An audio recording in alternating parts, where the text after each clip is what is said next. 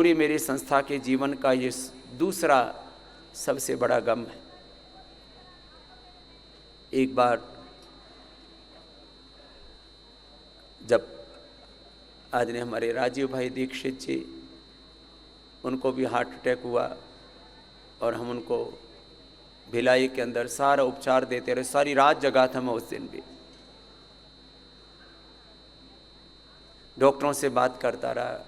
सरला जी तो अभी, और हमारे सारे प्रभारी जो उनको सेवा में थे, वह उनका जाना भी हमारे लिए एक बहुत बड़ी क्षति था। और इन संस्था के 30-35 सालों के इस जीवन में ये दूसरी बड़ी क्षति है। लेकिन जो भी भगवान का विधान है, हम सबको हौसला देते हैं, तो हम भी हौसले के साथ आगे बढ़ते रहेंगे।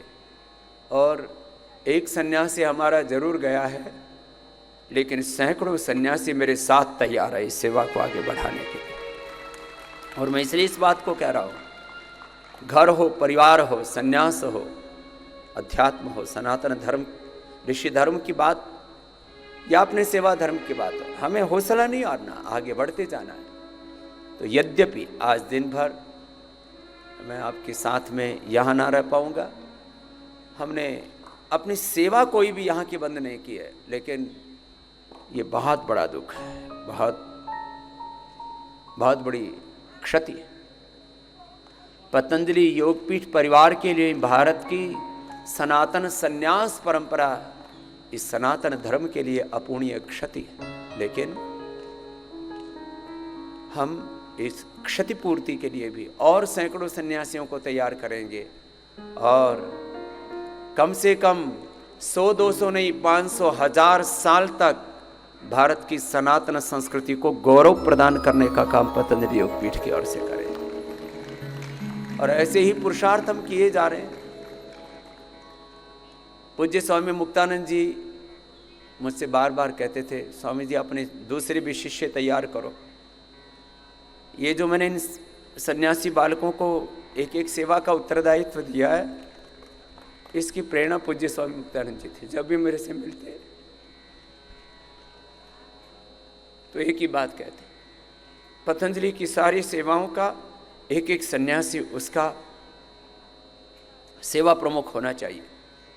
और इसी संकल्प के साथ मैंने योगग्राम निरामय में पूज्य स्वामी आर्यदेव जी को और ये पतंजलि वेलनेस में पूज्य स्वामी विदेह देव जी को इसी भावना के साथ सेवा प्रमुख बनाया। ये संकल्प भी पूज्य स्वामी मुक्तानंद जी का है कि एक एक सेवा, उसमें अपना एक एक सन्यास।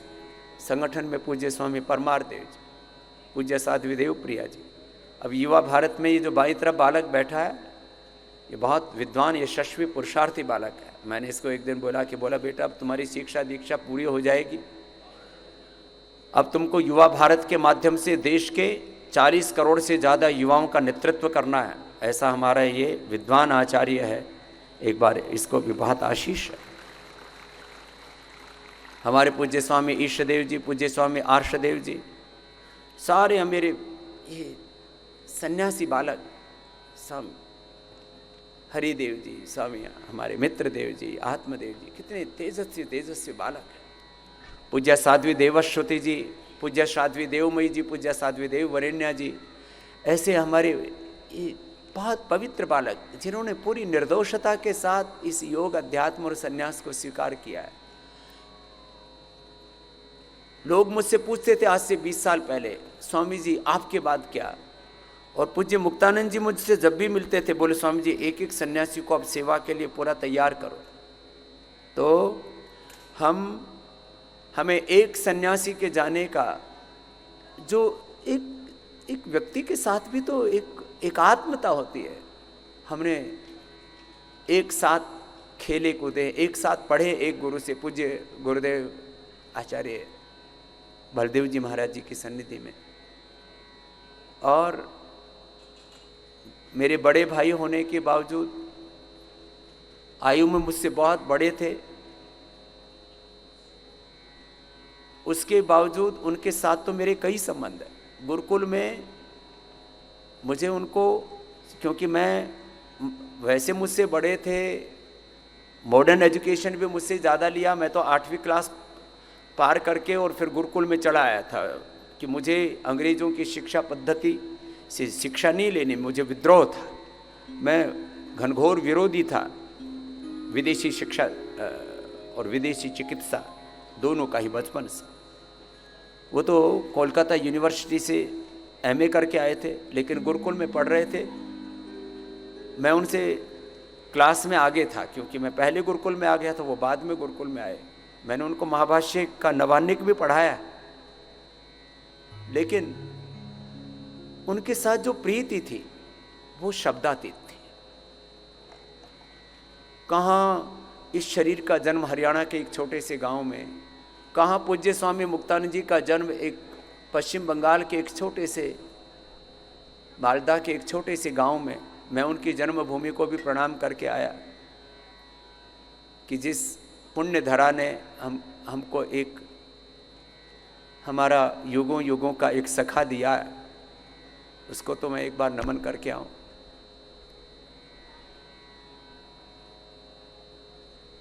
इस भूमि को प्रणाम, पूज्य महाराज श्री की तपस्या को प्रणाम, और आज के इस अनुष्ठान को हमें इसी संकल्प के साथ विराम दे रहे हैं यहाँ पर कि पूज्य स्वामी जी महाराज जी की, क्योंकि जो संत होते हैं वो तो सदा ही भगवान की शरणागति में रहते हैं, शरीर धर्म का निर्वहन करते, अपनी सेवा धर्म का निर्वहन करते। उन्होंने पेड़ पौधों को सच में भगवान की पूजा मान के किया। मैंने कई बार ऐसे आप प्रसंगों में बताया आपको कि जब गुरुकुल में पढ़ा करते और हमको 100-200 रुपए की ऐसी छात्रवृत्ति मिला करती थी, कोई भी सेठ साहूकार आकर के विद्यार्थियों की सेवा किया करते, उसमें से भी जो उनको 100-200 रुपये मिला करते, उनके पेड़ पौधों के बीज लेकर के और वो लगा दिया करते हैं। माने पूज्य मुक्तानंद जी के लिए पेड़ पौधे ही भगवान का रूप थे, और उन्होंने इतना सौंदर्य दिया है, इतना सौंदर्य दिया है, और सैकड़ों बच्चों को इसके लिए तैयार किया है। भगवान की पूजा मान करके उसको करते थे। सारे खेती बाड़ी नहीं, वो बड़े वैयाकरण थे, व्याकरण दर्शन उपनिषदों वेदों के प्रकांड विद्वान भी थे, और सारी पतंजलि की अर्थव्यवस्था को संभालते थे। ये जितनी भी सोना चांदी हीरे मोती की भस्में बनती हैं, ये क्योंकि करोड़ों रुपए की भस्में होती है और सही तरीके से बननी चाहिए, किसी प्रकार की उसमें कोई लापरवाही नहीं होनी चाहिए, कोई चोरी चकारी नहीं होनी चाहिए। इसलिए बहुत बड़े वो विद्वान होने के साथ साथ, बहुत बड़े प्रकृति प्रेमी होने के साथ साथ, बहुत बड़े पतंजलि के वैद्य भी थे। सारी रस रसायन भस्में जो आप खाते हो, ये पूज्य मुक्तानंद जी महाराज जी के मार्गदर्शन में ही अब तक बन रही थी, कल तक। और परसों तक बैठे बैठे मेरे साथ घंटों तक बात कर रहे थे, एक घंटा करीब बैठे मेरे साथ, जो उनके मन में था सारी अपनी भाव संवेदनाएं मुझसे कभी महीने 20 दिन में एक बार मिल करके और अपने सारे मनोभाव, अपने सारे उद्गार मुझसे व्यक्त किया करते। हमने कभी सोचा भी नहीं था, स्वप्न में भी नहीं सोचा था कि ऐसा होगा, लेकिन कहते हैं जो विधान है उसको कोई टाल नहीं सकता। लेकिन पूज्य स्वामी मुक्तानंद जी पर्दे के पीछे रह करके, प्रतिष्ठा से दूर रह करके, लोकैष्णा वित्तैष्णा पुत्रैष्णा जिसका सन्यासी परित्याग करता है, लोकैष्णा पुत्रैष्णा वित्तैष्णा मया परित्यक्ता मत्तः सर्वभूतेभ्यो अभयमस्तु, इस संकल्प के साथ जो एक सन्यासी सन्यास धर्म को स्वीकार करता है, उन्होंने उसको पूरा जिया। हम एक बार पुनः सब प्रार्थनापूर्ण हृदय से, अंतरात्मा से पूज्य स्वामी मुक्तानंद जी महाराज जी की भगवत शरणागति के लिए प्रार्थना करते हैं। प्रभु, आप उनको अपना आश्रय, अपना अनुग्रह प्रदान करें, उनको अपना परम पद मोक्ष प्रदान करें, अपनी शरणागति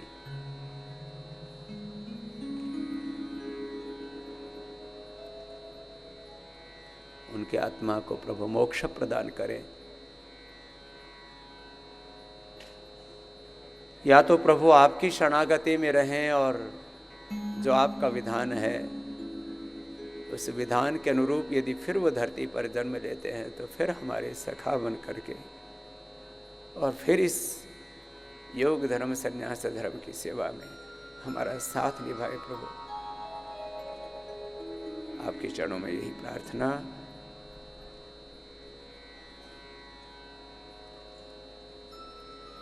जाने अनजाने में हमसे कोई भूल हुई हो प्रभु, उसके लिए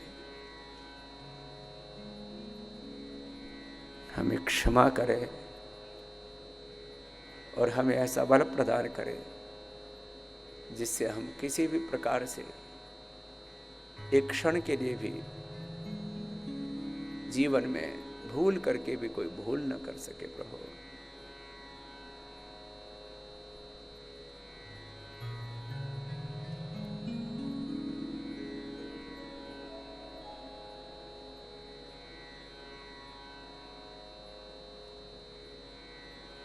और उनको मौन श्रद्धांजलि के उपरांत आज शाम को